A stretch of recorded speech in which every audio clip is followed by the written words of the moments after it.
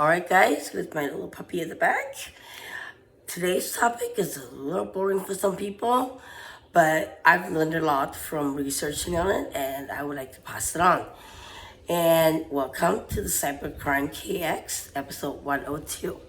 It's on UUID versus UID.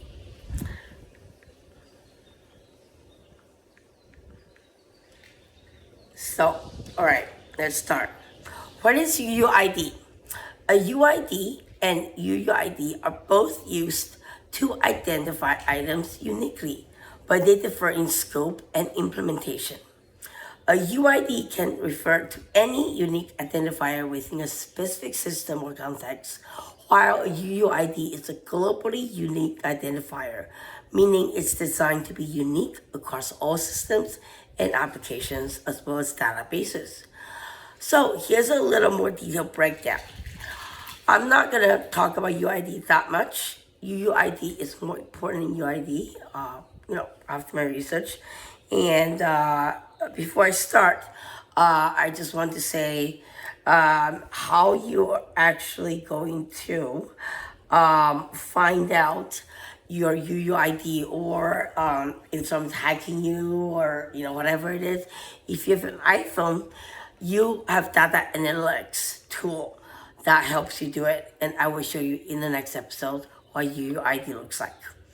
So with a UID, which is not that often appear in data analytics on the iPhone, is a general term for any identifier that distinguishes one item from another within a specific context.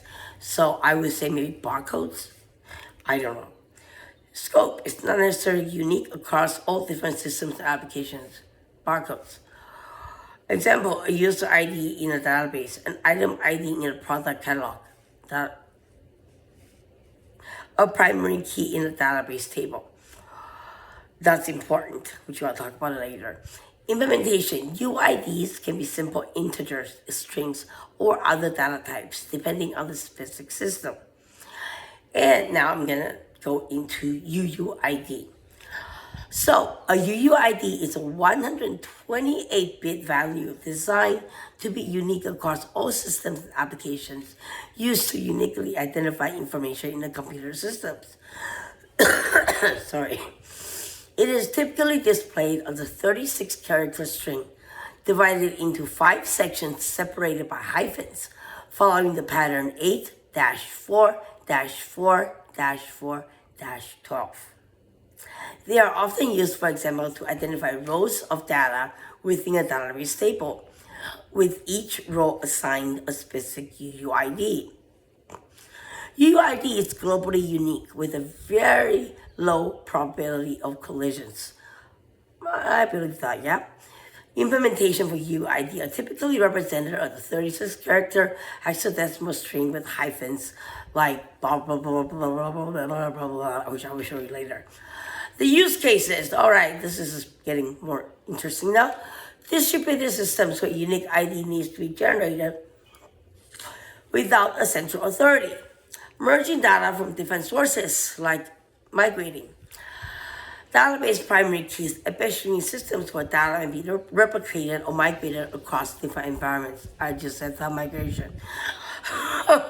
Advantages: high degree of uniqueness, minimizing the risk of collisions. When there's a collision, I would think that it's incompatibility between computer systems. Can be generated independently on different systems. In product and web analytics, UUID can track user behavior across various platforms, such as mobile application, websites, and web applications. I'm going to do an episode on UUID and cookies, which I still have to do research on, but I came across it, and this just confirmed that there is a relationship between UUID and cookies. They provide global uniqueness, which is particularly useful when merging data from multiple databases or distributing databases across multiple servers. Ooh, dangerous. By decoding the version and variant, developers can get insights into how a UID was generated and whether it meets certain specifications. This knowledge is crucial for effective UID lookup, comparison, and storage in various apps and databases. However, there are disadvantages. UUID is a 16-byte number, which is 128-bit. You cannot crunch it into an integer that's 32-bit while preserving its uniqueness. Next, it's longer than some of the ID formats, which can impact storage and indexing in some cases. I wouldn't worry too much about that. Can be less human readable than simpler integer IDs. So in essence, while both UID and UUID serve to uniquely identify items, UUID are specifically designed for global uniqueness while making them suitable for scenarios where collisions need to be avoided across different systems or applications. Thank you guys. Watch the next episodes.